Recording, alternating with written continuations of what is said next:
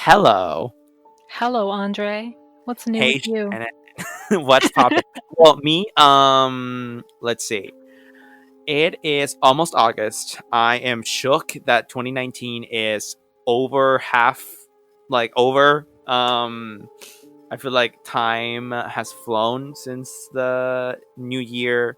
I feel like I'm getting old so fast. I am basically 40 now. Oh, Uh, yeah. Yeah. yeah, sitting in my bedroom making a podcast. So like, life has passed me by. Nothing makes sense anymore. Why even try to do anything? Uh, Oh, yeah, I don't know.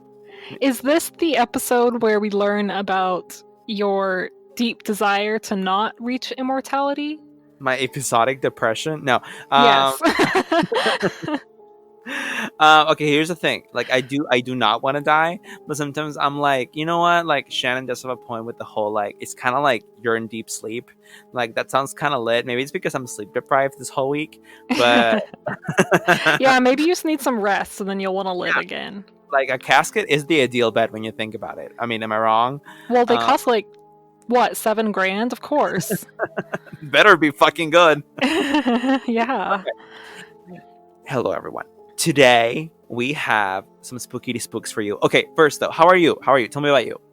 I'm about as good as you, I think. So not that much. Not that much? I can't grammar. I don't know. I pet my cat. I work. I wear pants now, which is new. That's kind of weird. Um yeah, today was casual Friday and I'm happy to say that I don't own a pair of jeans because up until this point I didn't have to wear any. So I just wore my regular slacks. They were like, "Wow, she's so professional for casual Friday." It's like, no, I'm just poor and fat. You should write a book when you write your autobiography. So you should title it Poor and Born fat. Fat. Oh man, Oh. honestly, you can look forward to that. I want you to write the intro. Hey, okay, so I got some really good feedback on last week's episode, 27 conspiracy theories. So like Loki, not Loki, there might be a part 2 of that, everyone. So look Who forward to gave you that. the good feedback? Was it your mom? It was my mom. She said that she loved the ALS one because she did it and she didn't know it was satanic, and now she knows to not do it again. She did say that she felt weird after doing it, like there was like something watching her, and so I was like, "Mom, it's probably the demon that you summoned by baptizing yourself on camera." So there's that. No, I did get some good feedback.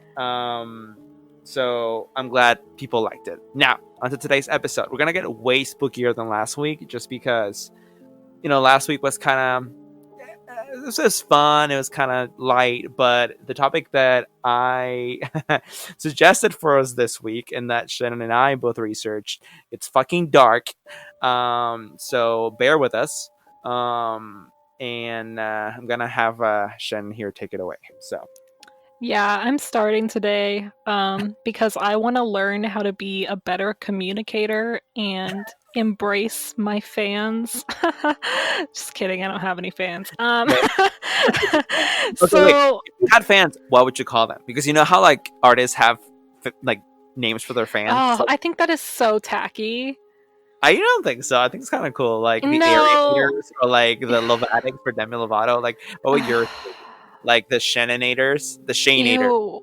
the Shenanons, the Shenanigans. I don't know. It feels culty and weird. I don't like that.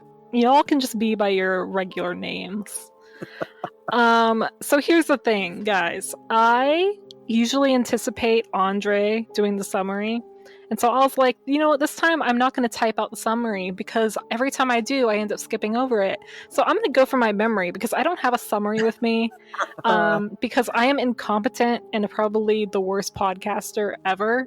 So I apologize for that. So we're going off my head. You can decide how much you like the content of my brain now. I'll interject if needed. Don't worry, I won't Yeah, let you fall. that's the other thing. Andre is an expert on this, so you know. I'm just an extra interjection. Period. Not even on the topic. Just that fucking like getting in there and saying something. So don't worry. Even if you have to interrupt me to tell me again that Britney Spears is actually some other chick, like, I'll just be fine with that, you know? I apparently some people were shook by that, and honestly, rightfully so. And I'm so happy that people that didn't know that now because it's fucking real, and I will never not abide by that. So whatever, continue. Your strong statements really make me think one day you're going to be taken into government custody. Just so you This know. this is like if I am, this is like evidence or proof that like something happened to me and I didn't just like disappear of my own volition. Okay. Oh no, Andre, you know they're going to wipe the podcast off of every single platform the moment they take you into custody. There's not going to be a trace left. Spotify will be like, we do not know her. No, Okay. no idea. Okay, so we are talking missing 411.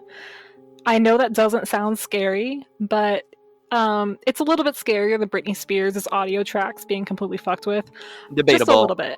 Oh my god. It's debatable. I guess it just depends on where you're coming from in your heart of hearts. So this is kind of okay, well, it's a series of books, let's say that. But the missing 411 phenomenon springs from the books, and these books were written by David Paulides. Is that how you say his last name? Yeah, he's David Paulides, the ex-cop. He's an ex-cop. He is into them furrier men, if you know what I'm saying. Don't take that out of context, David. We're all talking about Bigfoot here.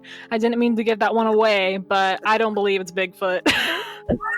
It turns out we're actually talking about gay bears. I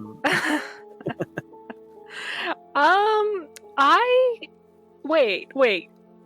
Do No, you think I meant gay bears as in like the community like term, gay community term bears. I know exactly Literal what you're bear. saying.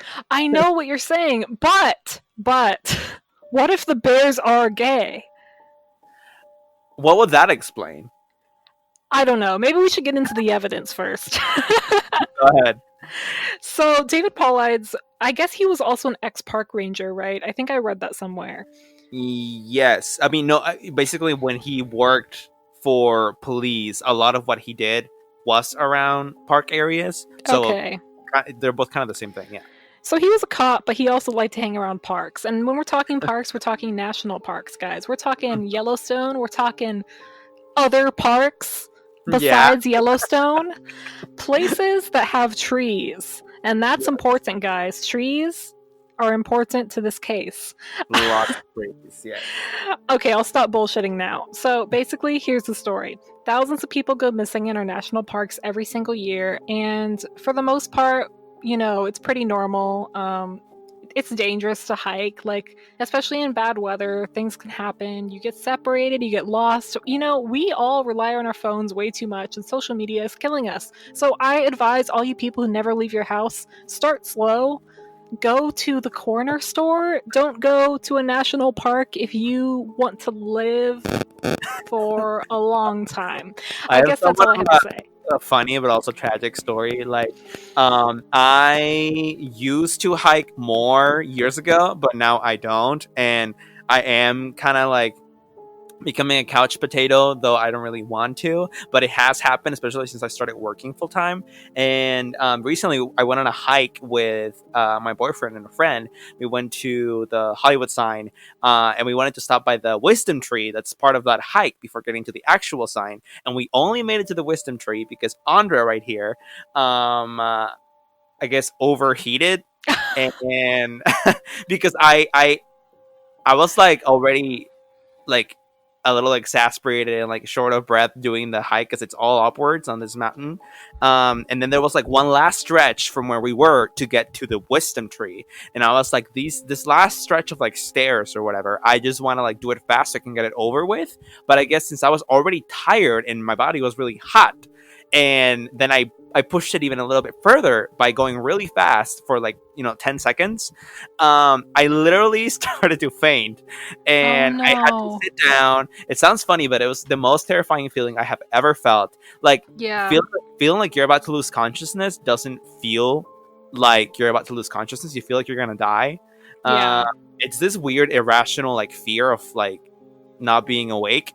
Like I knew the worst case scenario was like, oh, they just wake me up in the hospital, whatever. But like I still didn't want it to happen, and so I calmed myself down. I didn't faint, but boy, was that scary. And yeah, Yeah, no, it sucks. You also feel a little bit like sick too, especially if you're overheating and you don't. yeah, Yeah, that whole experience is bad.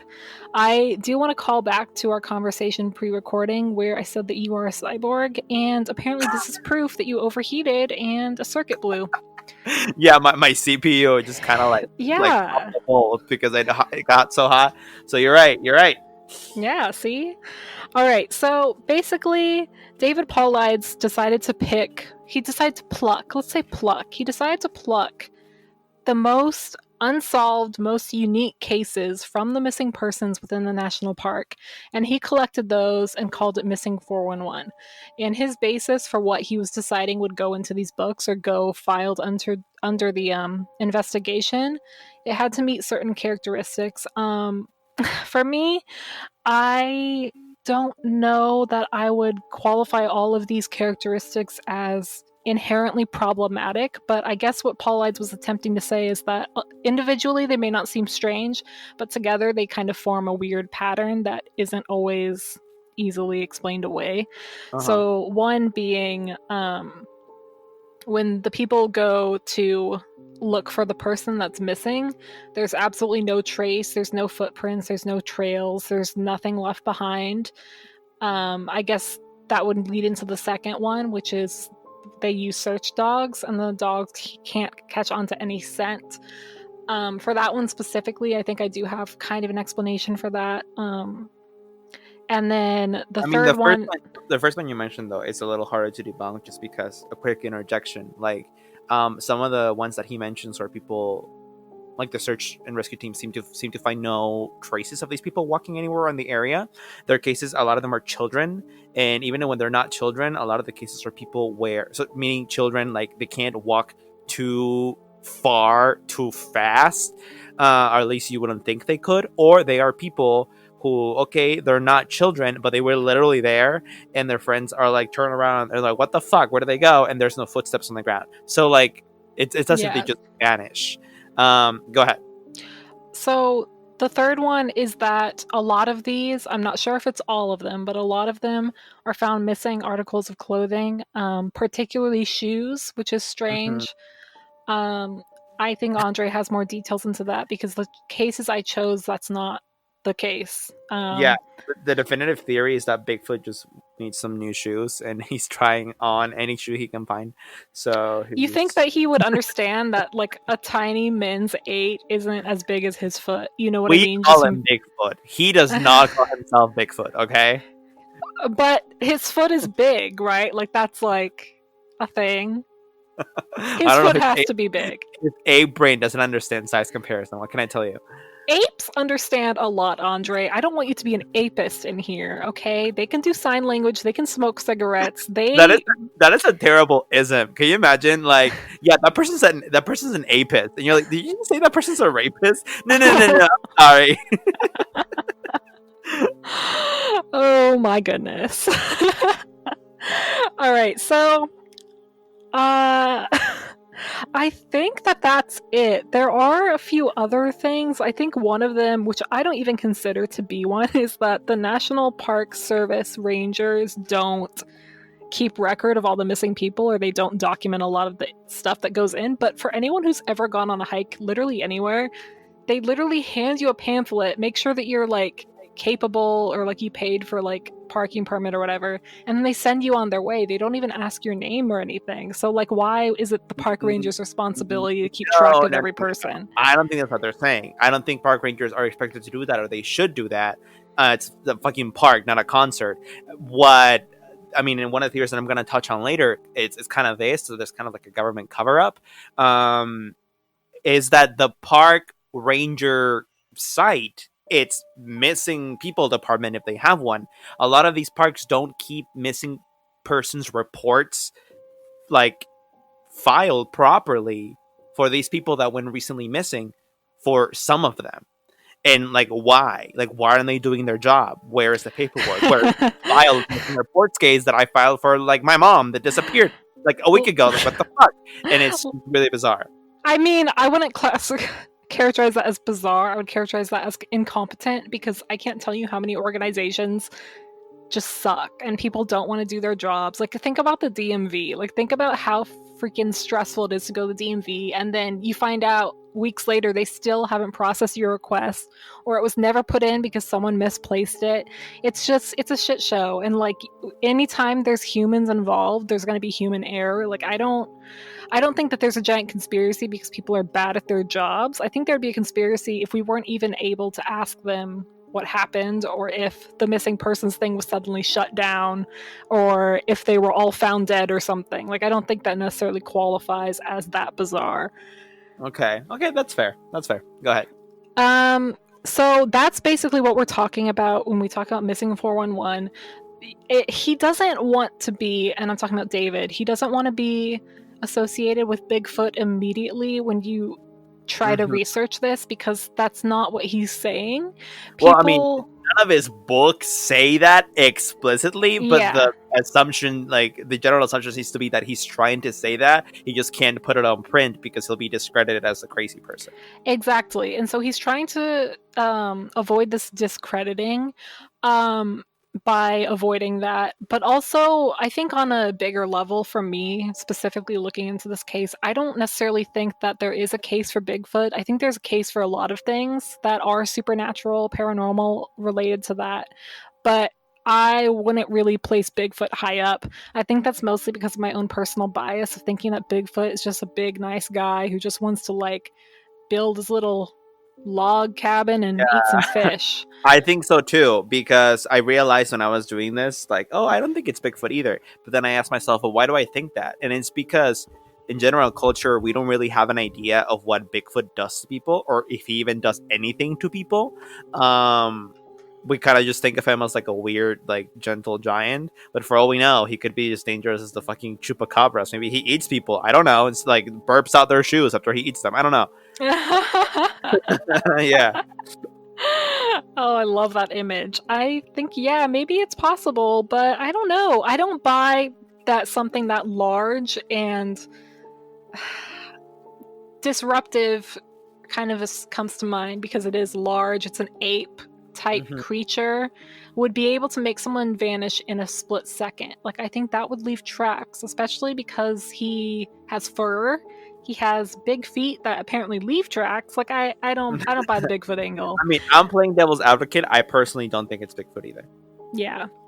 Okay, so in my case, in one of my cases, because I actually have a small other case to talk about that's really weird. So the first case is pretty well known if you want to look into this, because the victim actually, well, I don't want to spoil anything. I spoil enough in my life and people's expectations of me. All right. Subvert us, Shannon. Subvert us.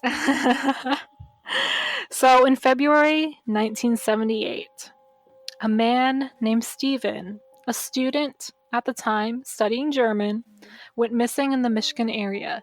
And this was not a regular area. This was the Lake Michigan Triangle. So y'all out there feeling that Bermuda Triangle tingle in the back of your neck, y'all are right, okay? So this is a weird little triangle that spans from Manitowoc, Wisconsin, to Ludington, Michigan, and south to Benton Harbor. If you look it up online, it's a pretty expansive triangle. It covers almost the entire space of that lake. And basically, since 1891, there has been numerous events that can't really be explained, mostly revolving around missing people. So we will go back to Stephen eventually and his life as a student, but briefly, I want to tell you about some of the weird things that happened in the Lake Michigan Triangle. So, there was a man named Thomas Hume. He set across Lake Michigan in search of lumber, and he disappeared along with a crew of 7 sailors. Not a trace of the boat was ever found. And especially when studying stuff like the Bermuda Triangle, a lot of people just say, well, it's the ocean, it's huge. We haven't dedicated that much resources or money to studying the ocean, seeing, what's actually down there. Huh. And, maybe it's just like the all cleansing trash can of our world. They're just gone, and that's just the way nature works. But I don't know, because I feel like something has to go somewhere, and I think this is weird, especially because it happens again and again. So the next thing that happened was a ship called the Rosa Belle. It was discovered overturned in Lake Michigan. All 11 of the crew had seemingly vanished, and there was damage to the ship, but no indication as to what had happened. So basically, it was discovered, overturned, all the people are gone, no bodies were ever found, no clue what happened. And then 16 years later, in April of 1937, Captain George Donner, on board a boat on Lake Michigan, he vanished from his cabin with the doors and windows locked from the inside. Literally, that's what the report says. The fuck? The crew broke in the door to enter, and he was nowhere to be seen. There were no signs of an exit outside of the room, so he was just gone. And it's not just limited to water. In 1950, Northwest Airlines Flight 2501 vanished flying over Lake Michigan. It is assumed that it crashed, but no wreckage or bodies ever surfaced. Lake Michigan is finite space. It's not like the Indian Ocean, or the Pacific Ocean. So I wonder how it got sucked into the lake and just completely gone, like I guess it could have sunk underneath, Oh boy, I have a couple But- theories, but keep going. You're like, it's Bigfoot. Bigfoot. Oh, I knew it too. Okay, so that was actually the gist of weird things that happened in the Lake Michigan Triangle. So now that we know about that, let's talk about Stephen. Yes, Stephen Kubacki. I think that's how you say his name. I don't know. I've heard it pronounced Quebecy, but I don't know why you would say Beck, because there's an A, and I'm annoying, so it's Stephen fine. Bukaki? Kubacki. Okay, Kubacki.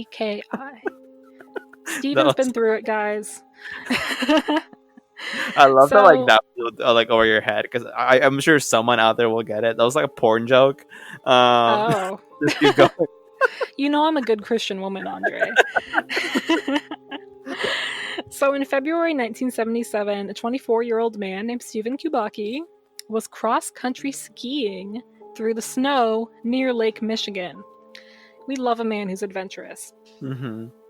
So once he reached the edge of the lake, he decided to sit down, take his skis off, have a little rest, and then I guess he decided to leave.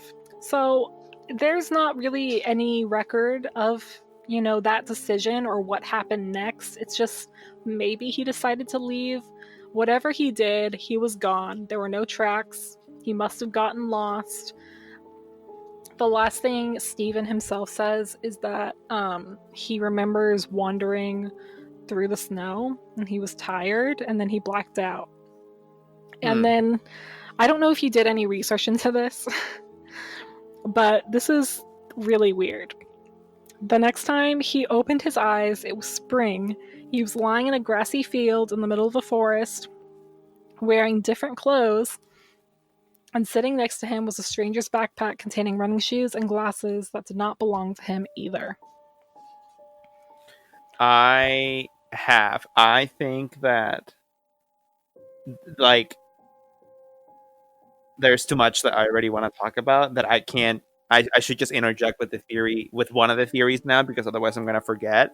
Oh boy. Okay, so some people think that whatever is taking these people, the ones that don't get killed, but that rather just go missing, because there are people that just get killed and their bodies are found, but then there are people who are gone for a long time, and then they're found just like nothing happened, and they're fine and well fed and lucid.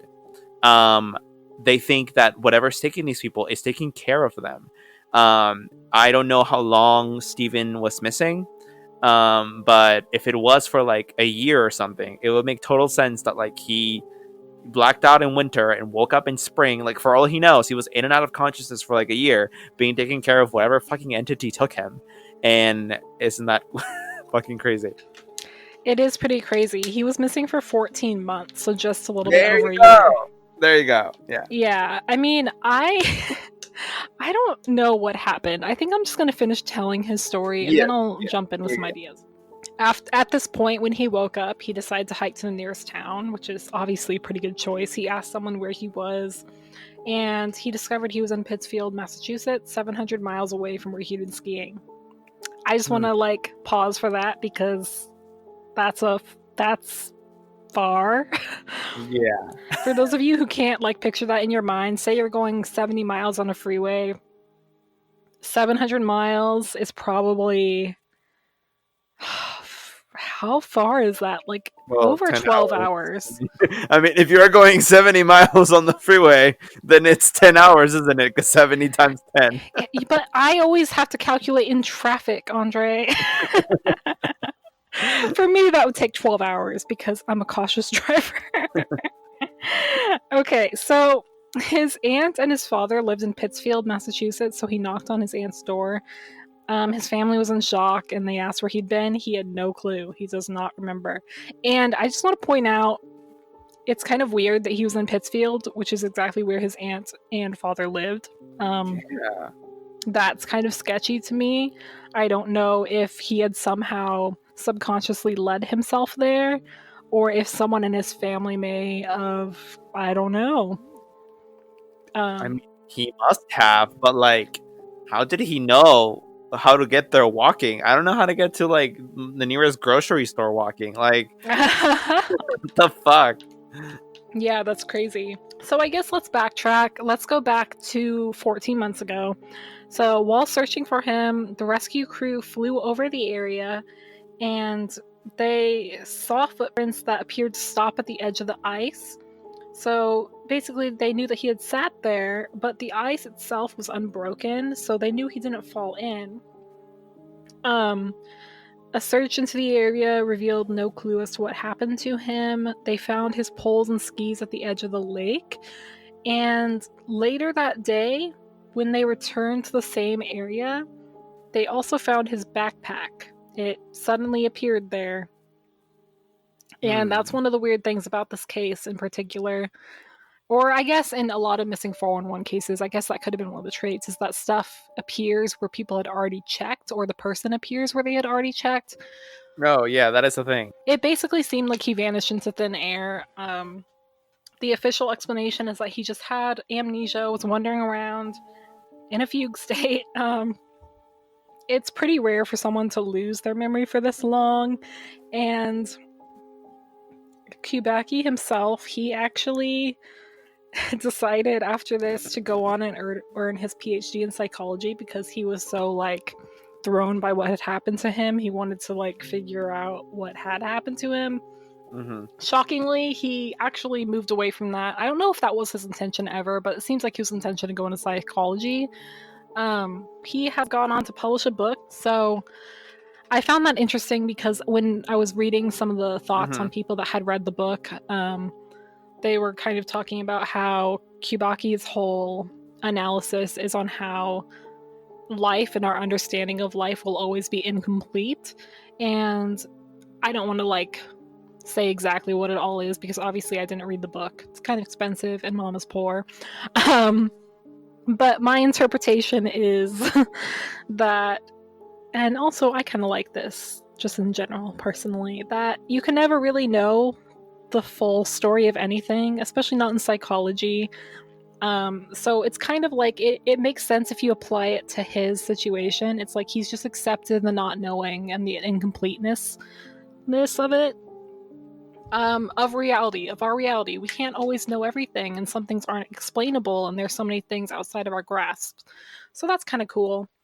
I mean, I do agree that we don't understand everything about life or how it works. I think that something that I've heard before is that we shouldn't, for example, when talking about extraterrestrial life, that we shouldn't assume that it will be carbon based. And as such, if we don't make that assumption, maybe we're currently overlooking life forms that we could have already found just because we don't look for them. Because if it's not carbon based, we don't look further into it. You know what I mean? Uh, Yeah. and so, yeah. So I totally agree. Um, Maybe our chairs are alive and they're screaming because we're sitting on them. Exactly. I mean, that's kind of fucked up, and I'm gonna have to think about that. Just like Toy Story, like what if all of our toys are alive and they just like are sad that we don't play with them anymore? Oh well. Sorry to all my I toys I wouldn't put in the trash. I wouldn't worry too much about that because we're obviously all in a simulation. No, that's the missing 411. I have some theories that I want to share with you and with all of our listeners. These are pretty spooky. They are pretty different amongst themselves just because people don't seem to be able to um, narrow this down to anything really. And I don't blame them because it's also strange. So here we go. Okay. Okay. Also, I loved your case, by the way. It was really good. It was really interesting. And it's really representative of a lot of the cases that compose the 411 narrative or the books. The, because there's multiple, by the way. There's like 5 or 6 books by David Paulides on this same topic. I can believe that in 6 books, he never brought himself to say the word Bigfoot. That's kind of amazing. But anyway, so, okay.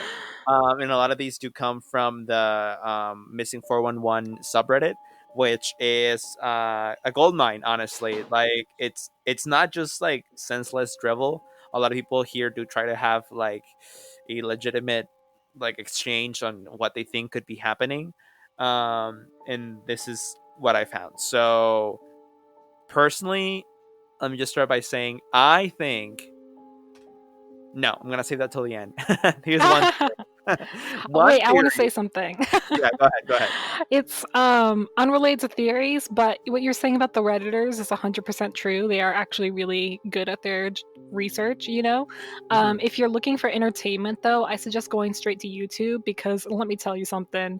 The comments on Missing 411 videos are just pure gold. Oh my god. We got some jokesters up in here. Yeah, you know who you are. Okay, I'll double check that out. So, I actually, so there was this theory that I found super interesting. It was basically someone saying that a lot of the people that went missing could maybe unknowingly be doing something to interact in some way with whatever is abducting them.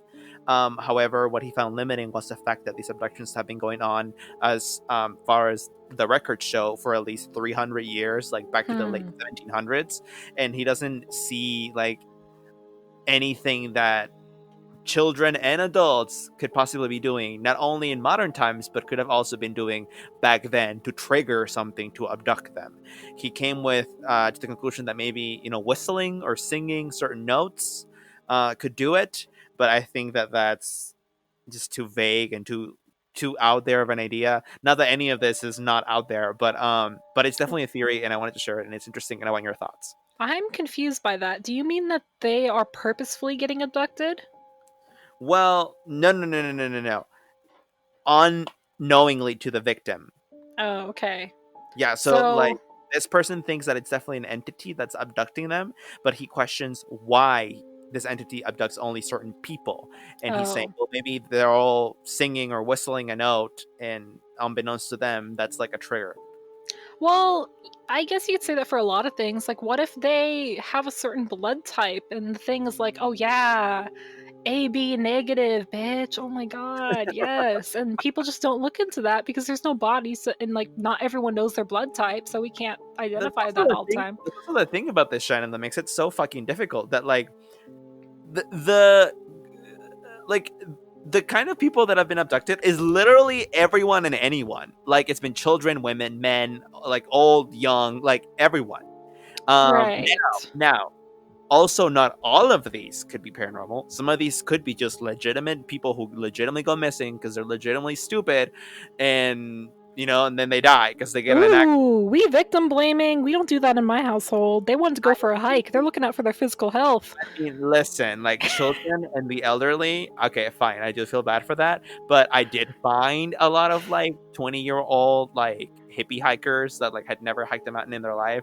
And they were like, you know what, we're getting into this now. We stand hiking now, and then they go missing because they went to fucking like Yellowstone and they like are found in a crevice. So They did it for the gram. They did it for the gram, oh, Andre. exactly. And so I like super like sympathize because I mean, besides the ones that are clearly, I mean, at least to me, very paranormal and unexplainable, there are some of just stupid people. And yeah, like I'm sorry, hiking community. I don't know, don't come for my wake, like whatever. Okay, what were we talking about before I rudely interrupted? Theories. Okay. Okay, so what I was saying is that because any kind of person has been abducted, it's also hard to say that we should even try to find an all-encompassing theory because like who's saying that all of the cases of missing people are paranormal? So if you find an Right. all-encompassing theory, probably invalid anyway. uh, Right. what you have to do is find an all-encompassing theory that includes only the very paranormal cases. But how do you delineate that? Like, where's the Mm-hmm. line in the sand? And so it's very complicated to do that kind of theory, like the one that I just read, one that connects something that everyone is doing. Because like, Yeah. what if one of the hikers that got lost just because they were stupid was also whistling? Like, you know what I mean? That would Yeah. technically fall into that, but then that kind of like devalues your theory. And so that one's difficult. But there's other kinds of theories. Another one that I liked a lot was someone mentioned on that same subreddit that David Paulides brings up a great point in his books, that most of these people that are disappearing from places, um, these places that they're disappearing from have traditionally significant meaning to Native people, like Yosemite Mm. or Mount Shasta. And so, could it be that these people like stumbled into a different dimension, or like, like, okay, so basically, like what this person's trying to say is like these places had a lot of significance to Native people. Some of the Native people who these places hold significance to, like claim that there were magic beings in these places, like or that like shit like that. And so he's saying like, could this stuff be real? Alternatively, could it just be native ghosts? like Hmm. like taking revenge on like Yeah. unexperienced hikers that are not supposed to be on their territory. I don't know about that. That's way too much of a stretch. But the dimension one does make sense. Honestly, even if you just like remove the fact that they were significant places to native people, just the dimension idea, which now I'm actually gonna get into. The biggest theory, and honestly the one that I believe in the most, is that people are accidentally stumbling into different dimensions. That doesn't necessarily mean that they end up in like a literal different dimension, but because remember that time is a dimension too. I think that for a lot of these people, they stay within our realm of reality, but because they quote unquote dimension cross, and again, time is a dimension. A lot of the times when they cross dimensions, some people, I'm sure, they cross space into some other reality and are never to be seen again. But some people who are crossing dimensions could very possibly just be crossing the time dimension. And so, for all they know, only a second has passed, but really 14 months has passed. And in the blink of an eye, because they accidentally, walked through a portal that was invisible. Um, I know this is like way too much of a stretch, but like literally some of these fucking cases where people just vanish, like it's just unreal. Um, I don't know. I don't know. Thoughts? I like turtles. When you were talking about all those dimensions, I was just like, I am lost. I am gone. I am not here. I have vacated. I have been sucked into another dimension. I, even despite me being a plebeian and not understanding, I still somehow want to believe in the dimension theory over everything else, probably even Bigfoot, because Bigfoot's a good dude, like, you know.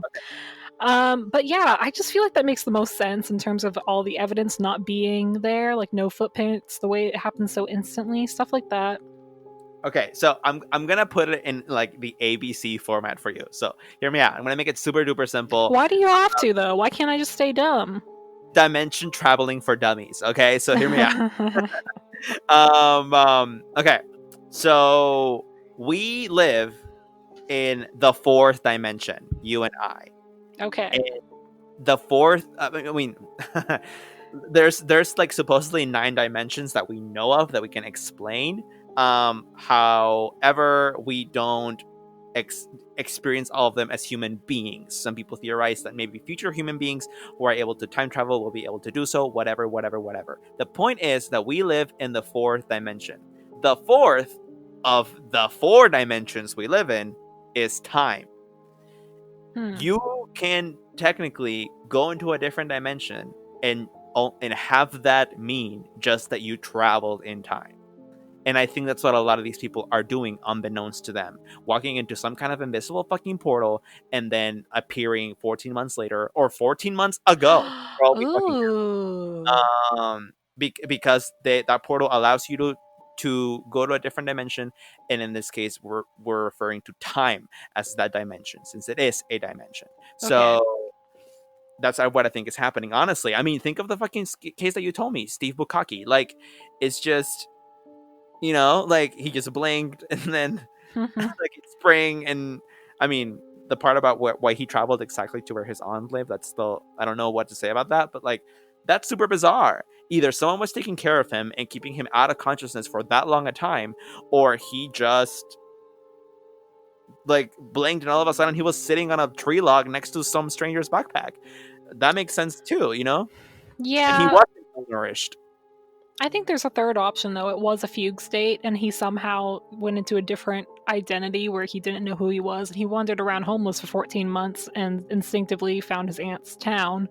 Listen, But I I thought that mean, I thought that too a lot about some of the cases that I read at first, but then I read about how difficult it is to stay alive in just wild nature. So 14 months is a long ass time for someone who doesn't have professional experience to just play Bear Grylls and make it. right, but he wouldn't have spent all 14 months in the Michigan area because he had to travel 700 miles somehow, and that takes time. I mean, yeah, but first he at least had to make it at least a couple of days walking through what I'm assuming was thick woods, and that's still enough time for something to happen to you. Yeah. I don't know. I don't know about that. Okay. So, oh, also when I was researching this like dimension theory, someone said on Reddit, a different dimension sounds great. This one sucks. I mean, they're not wrong. That was their whole comment. Oh, I have another comment. Everyone watch the OA on Netflix. Yes. Yes, Shannon's been trying to get me to watch this for a while. I started the first episode, I watched the first 15 minutes and then I fell asleep. So nothing is boring, probably I was tired. But yeah, people go watch the OA. Now, okay, next. So we've talked dimensions or accidental triggering of abducting entities. There, which I guess could also be taking you to a different dimension for all we know, to their lair. I don't know. Then there's the more grounded in reality, quote unquote, theory, which I actually don't agree with that. Like, just because it doesn't make a lot of sense, I actually think the other ones are more grounded in reality. But it's that there's a government cover up. So, How is that grounded in reality? right, that's what yeah, I agree. It's not because, like, why? Why would they do that? Um, some people say that it's because the government is concerned about this paranormal stuff, but they don't really know what to do about it or how to stop it, and so Hmm. they don't say anything about it.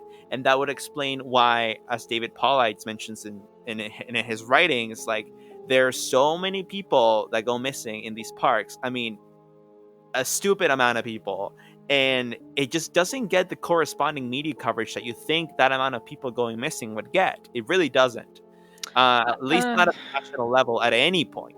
And so, like, this government cover up conspiracy theory would explain that the government doesn't want this to get a lot of media attention because like people are going to start asking questions, and if they find something out, oh, it turns out it's Bigfoot, the government's going to have to come out and say, well, the reason we haven't stopped it is because we don't know how the fuck to stop it. Like, or if it's different dimensions, we don't know how to Hmm. stop this. Like, we don't know what's going on. And I think that's very possible. Like I know that people like to think nowadays of the government as like this like 1984 Big Brother entity that sees and knows it all, but the government is just like people in a fucking building. So Yeah. yeah, they don't know everything. Also, I don't. I think that journalism, especially because I've worked in journalism, isn't really.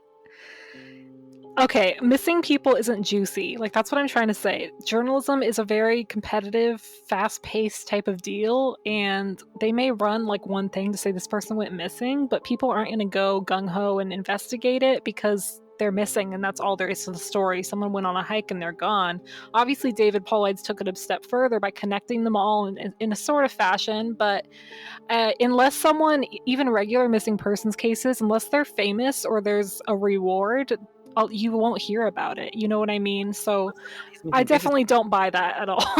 even when they are solved, they still don't get covered. And some of these cases, the way they're solved, they're so gruesome. Like the person's found in a crevice. They were a 6-year-old child, no shoes. This crevice is at the top of a fucking mountain that no one can get to, much less an uncoordinated child. Like, how the fuck did they end up there? And they also have no scratches. Turns out they just die of exposure. And according Yeah. to forensic records, seems they died of exposure 2 nights ago when they went missing 2 years ago. Like, what the fuck is up with that? Like, none of it makes sense. I can't confirm this with any actual evidence, but I'm fairly certain big enough hawks can swoop up and take your Oh kid. my god. Oh, Take him to a cave in the wall. myth. Hawks can take 1-year-old babies from their like mother's arms. A hawk can't carry a fucking 4-year-old human being. Like they don't. Well, look, Andre, when I was 4, I believed it, and I thought they were coming from me. So, Okay, well, whatever. Case in point, like hawk beaks, not that powerful. So no. Also, that's a lot of damn fucking hawks taking kids to the same place because this has happened more than once. I'm telling you. they're Uh, hungry. hawks are just angry chickens, okay, and I don't see them doing that. Okay. Okay, so I mean, another reason for the government conspiracy theory, another like rationalization for what it could be that, is that like, well, not a rationalization for why it could be that, but rather why the government like doesn't come out and say anything about this. It's because like that would kill the tourism money that like these people provide, to the national parks, to the country, and so even though there's a lot happening, maybe the government does know something or a lot, but they don't want to say anything. And My ass. I'm what? sorry, but not that many people in America are hiking or exercising. They don't get that much money. I mean, a lot of people visit national parks with their kids. That doesn't mean they're going on professional hikes, but like you went to the fucking Grand Canyon, like that's under that department. You didn't go professional hiking, did you? Like, I guess, but it's just how often do people really have time to do that they're making that much money? I feel like they can't possibly make that much money. it's a lot of people. I For it mean, to be a conspiracy, though, I don't know. I don't buy it. yes, I mean, right under that, someone did comment on that Reddit thread, fake and gay, and they did. Um, Oh my god. which is kind of what you're saying. I mean, I understand it. He just summarized what you're saying, basically. So to the next one, someone brought up a very interesting angle, that a vast amount of these cases, as a matter of fact, happens. They all happen nearby bodies of water, and so I actually thought when they said that they were going to lead into some theory about maybe this entity, paranormal entity, is like water bound. But what this person actually ended up theorizing is that it's still like humans, most likely trafficking, but that they're doing it through underwater tunnels, and that's why they're not getting caught.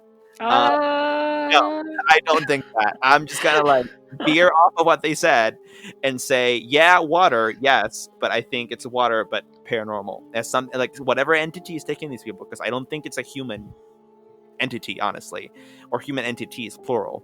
Whatever entity or entities this is, I don't think it's human, and I think that, so that's what I think. I don't think they're human. Now, do you think it's Nessie? I don't think so. No, because a lot of these people, like they disappear, like they're walking with people, like their family, their friends. Someone turns around to do something, they turn back around, the person is fucking gone. I Like just had a realization, Andre. what? What if they're lying? What if they murdered them? All of them? Yeah, why not? Maybe not all of them, but you get what I'm saying? Like, oh yeah, I didn't see him either. I didn't see him either. They're like, we drowned him. You I'm know what I sure mean? some people have taken advantage of the 411 frenzy and being like, oh, they went missing just like all the other ones. And they're holding like their head behind their back. Like, yeah, sure. I mean, but I don't think that's the majority of them. Anyway, I don't think it's human. And this person's talking about water. What if this non-human entity is like doing things, but like via underwater tunnels, underwater passages, and that's why there's like rarely any trace on land, and why it's so hard Hmm. to like find tracks of these people because they're actually just kind of like sucked into the fucking water. This reminds me also, super duper interesting, of the smiley face killer. Have you ever heard about this? Possibly. Smiley face killer was a thing that was going on like not too long ago. Um, for the life of me, I can't remember if it was either recent or in the 80s. I know that's so dumb that I can't remember, but the point is that this was a real thing. There was a bunch of like young men that went missing recently. I believe they were all like college aged, and they were all like their bodies were all found nearby bodies of water, and they had like some of them had smiley faces carved on them, or like placed next to them on pieces of paper, and so people named this person the smiley face killer. However, some of them did not have anything on them that suggested it was a smiley face killer, but the police connected this all to the same suspect anyway, just because it made sense. But some people theorize, well, what if it was like, part of this, and some of these people did go missing or in areas that were, woodsy. The bodies of water that they were found at were, some of them were woodsy, and so what if it's actually a 411 thing, not a smiley face killer thing? What if the smiley face killer only killed like 2 guys, actually, not 15? What if the other 13 were this entity, like the one that I'm talking about? And what if this entity was actually, wait for it, a siren, Huh. a fucking mermaid, dude? I'm not throwing a lot at you, but like, boy, I went down a rabbit hole with this, and there's just so much, and all of it has some kernel of sense to it, and so I don't want to dismiss any of it. Um, so thoughts on mermaids? My only issue with that is it doesn't explain the ones that didn't happen near a body of water. It doesn't explain where Steven was for 14 months. Was he like with the mermaid having fish babies, or I don't know. And that's what I'm Um, saying. Like, okay, well, what if the ones that don't happen in bodies of water are just people legitimately going missing, and we just can't explain it, okay. but it's just normal? It's kind of like the Okay. one about the singing. It's the same. Yeah. Um, but I think that more happen not at bodies of water than do, and so actually, I don't know that I like super buy that theory, but I still wanted to bring it up. This is such like a big case. Like I feel like we could have 2 episodes on it because I still haven't said all I've wanted to say, and I think a lot of people when I was reading the comments said that the body of water, it's like water's dangerous, and it's like yeah, but I forgot to mention, because we're not taking into account weather, a lot of these did happen when it was like severe weather climate, like Steven disappeared in snow. Some people disappear in rain. It's disorienting, and it makes even like simple things difficult for experienced hikers. And that's another thing that I forgot to mention is the reason the dogs can't sniff out a trail or anything is because it was washed away by rain. Like that's a real thing. It takes away all sense.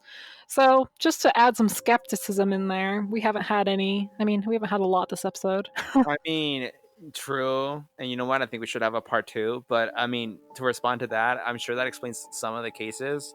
But like, forget the canine units. Like, just, I mean, like the cases where the people claim that whoever went missing, like, was literally there and then they just vanished. Like, I can see that in my mind as like, a scene, and that just terrifies me, and it's so Right. unexplainable, especially like children.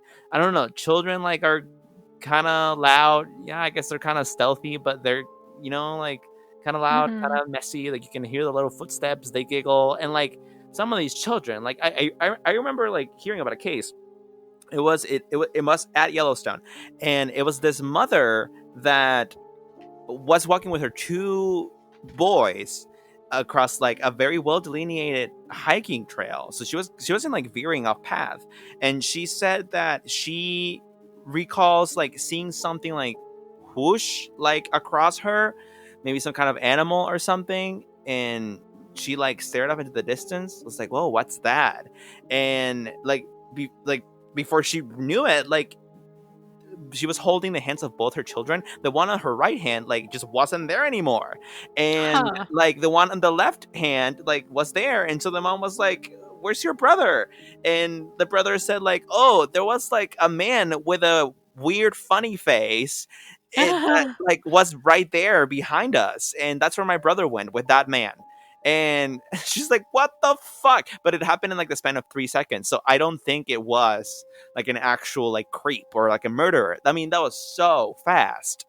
It's just someone snatched that kid. Like something snatched that kid. Like it's fucking bizarre. Mm-hmm. Um yeah, and like a lot of these kids, especially with kids, it just like really fucks me up. Like again, they're found like they go missing and they're found almost a year later, maybe even if it's just 6 months later. That's still a long ass time for a kid to survive.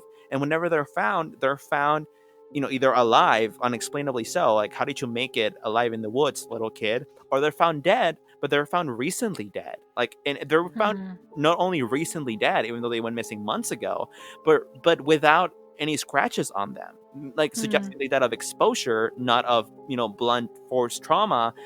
But if they died of exposure and they died 3 days ago, how the fuck did they make it alive for like those 6 months? Like, Mm-hmm. none of it makes sense, Shannon. And then there's no shoes. And then also, again, and on top of that, like I mentioned earlier, the fact that a lot of these people are found in the weirdest fucking places, just like shoved in there in small holes, crevices, atop of the highest fucking whatevers, where like even search and rescue teams have trouble getting to.